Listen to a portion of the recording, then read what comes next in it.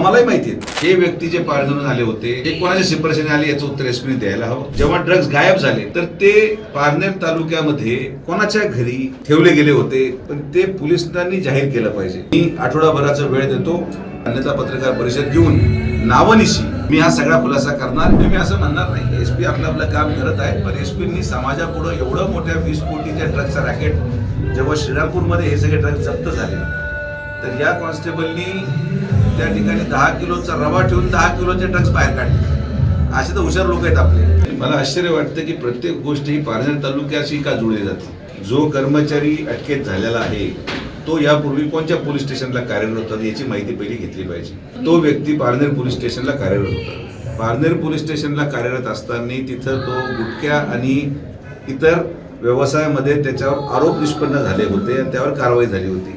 असं असल्यावर देखील पारनेर पोलीस स्टेशनहून एका व्यक्तीची बदली नगरच्या LCP मध्ये होते तर पहिला माझा प्रश्न की कोणाच्या शिफारशीने ती बदली झाली याचं उत्तर एसपीने द्यावं लागेल। एसपी महोदयांनी सांगितलं होतं की अतिशय पारदर्शक आणि चारित्र्य संपन्न लोक LCP मध्ये घेतले जातील।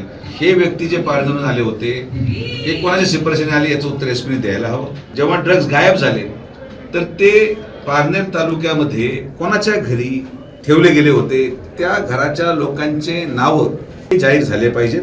नाव मलाही माहिती आहेत पण ते पोलिसांनी जाहीर केलं पाहिजे। मग पोलिसांनी नाव जाहीर केल्यानंतर ते 2 लोक कोणाचे कार्यकर्ते आहेत हे सुद्धा तालुक्यानी त्या ठिकाणी ओळखून आहेत, पण तरी सुद्धा पोलिसांनी सांगितलं पाहिजे। आणि ही सगळी घटनाक्रम घडल्यानंतर यांच्यावर कारवाई होऊ नये यासाठी SP ऑफिसला येऊन कोण अर्धा तास बसून राहिलं याचा पण खुलासा झाला पाहिजे। मला असं स्पष्ट मत आहे की याच्यामध्ये अनेक मोठे मासे आहेत। ड्रग्ज हे समाजाला लागलेली कीड आहे। जो कोणी याला पाठबळ देत असेल जनता सगळ्या आता गोष्टी हळूहळू खुल्या होतील।